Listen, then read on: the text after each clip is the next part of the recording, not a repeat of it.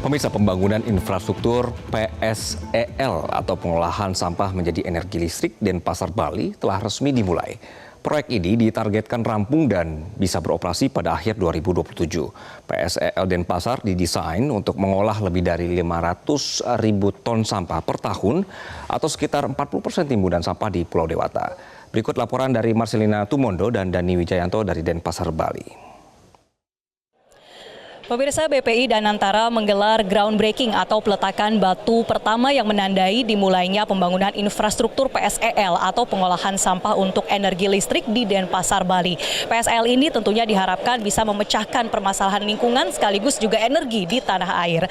Dan untuk membahas lengkapnya terkait dengan pembangunan PSEL pertama di Indonesia ini, saya sudah bersama dengan CEO BPI Danantara, Bapak Rosan Perkasa Roslani. Pak Rosan, apa kabar? Baik, alhamdulillah, Pak. Baik, Pak Rosan, mungkin pertama-tama yang ingin menjadi perhatian kita, mengapa Bali dipilih menjadi lokasi pertama?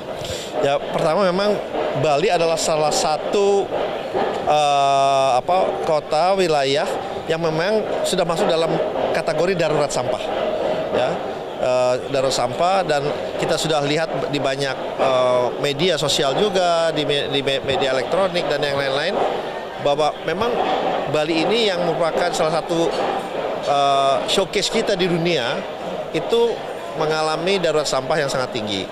Dan oleh sebab itu pemerintah sesuai dengan arahan Bapak Presiden bertindak dengan cepat dengan melakukan proses pemilihan tender yang terbuka, yang transparan, untuk bagaimana kita menyelesaikan masalah sampah di Bali ini secara komprehensif, secara tuntas. Karena kalau kita lihat, sampah ini kan gabungan antara sampah lama dan sampah baru. Nah, teknologi yang kita pergunakan ini bisa menyerap dan mengambil kedua tipe sampah itu. Nah, oleh sebab itu dan juga kami melihat pemerintah Bali, Pak Gubernur dan seluruh jajarannya, Pak Wali Kota, DPRD, Pak Bupati itu sangat-sangat suportif. Sehingga kita bisa melihat groundbreaking pertama kali untuk program Danantara Waste to Energy atau PSEL ini dilakukan di Bali. Karena ini dampak-dampaknya juga kita lihat tadi seperti disampaikan oleh Pak Gubernur, contohnya kan kontribusi dari pariwisata dari Bali ini terhadap nasional itu 55%. Nah, jadi tidak semata-mata hanya pengolahan sampah, tapi multiplier efeknya terhadap Bali itu dan terhadap perekonomian tidak hanya di Bali tetapi juga di Indonesia itu sangat signifikan. Termasuk juga penciptaan lapangan pekerjaannya. Kalau pariwisata terganggu kan lapangan pekerjaan di Bali ya signifikannya akan terganggu. Nah, ini juga hal-hal yang kita kaji, yang kita lihat tidak semata-mata dari pengolahan sampah itu sendiri. Oh, Bali yang memang sudah masuk dalam kategori darurat sampah itu kita prioritaskan dan kita akselerasi.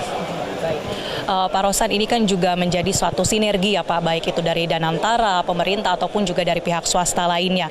Tadi kami menyaksikan ada penandatanganan ya Pak, ada sponsorship dan juga power purchase agreement dengan perusahaan dari Tiongkok. Mungkin bisa dijelaskan Pak terkait skema kerjasama ini? Ya, memang skema kerjasama ini setelah kami melakukan tender yang diikuti oleh 100 perusahaan lebih sebetulnya, saya masih ingat saya dilaporkan, dan kita pun memastikan seperti yang saya sampaikan, kita memilih melakukan proses tender ini secara terbuka, akuntabilitas, transparan, tata kelola perusahaan yang baik dan benar, dan juga yang proven teknologinya sudah ada. Karena ini teknologi yang dipakai ini adalah teknologi dipakai di 50 negara, jadi sudah proven gitu ya. Dan saya pun melihat langsung di beberapa negara pengolahan sampah ini benar-benar di banyak negara itu tidak ada baunya, bersih sekali, dan bahkan menjadi tempat rekreasi, tempat taman baca di China dan negara-negara lainnya. Nah, ini kan merubah mindset juga di cara berpikir kita terhadap pengolahan sampah yang misalnya bau, kotor, jorok ya. Nah, proses ini kita lakukan, dan kita juga memilih partner yang sudah proven, yang sudah punya track record yang panjang, dan yang paling penting punya komitmen untuk menyelesaikan proyek ini dengan baik, dengan cepat, dan juga tetap mengikuti peraturan yang ada. Jadi proses ini karena tadi sempat disampaikan oleh Pak Menko Pahan juga, ini program Waste to Energy ini udah 11 tahun. Udah 11 tahun yang jalan hanya 2. Dua-duanya pun mohon maaf problem gitu ya. Karena ternyata ada baunya, kemudian warganya menolak, warganya melakukan penutupan jalan karena bau. Nah, hal itu yang kita perhatikan bahwa teknologi ini ya harus juga dapat dukungan dari masyarakat.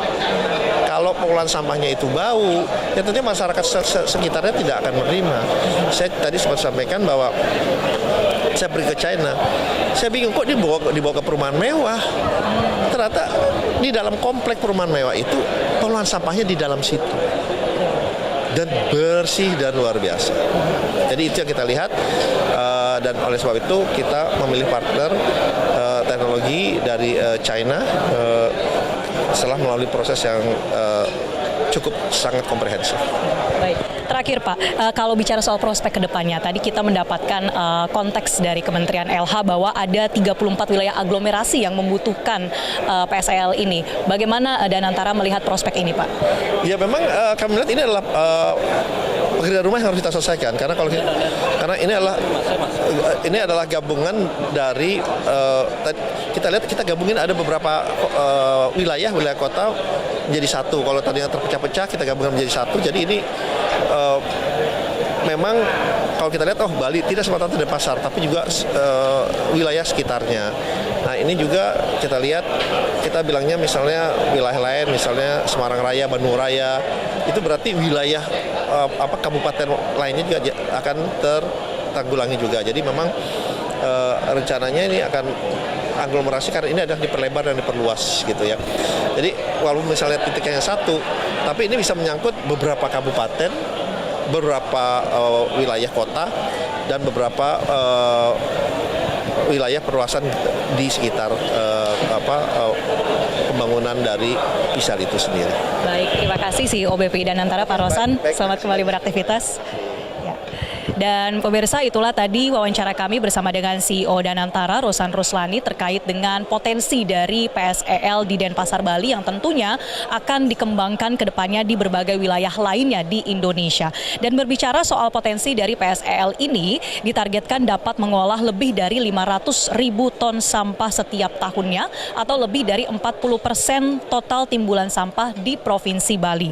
Selain itu, dengan adanya PSEL juga dapat menurunkan 80% emisi sampah dari TPA sekaligus pengurangan emisi karbon hingga 640.000 ton karbon dioksida per tahunnya.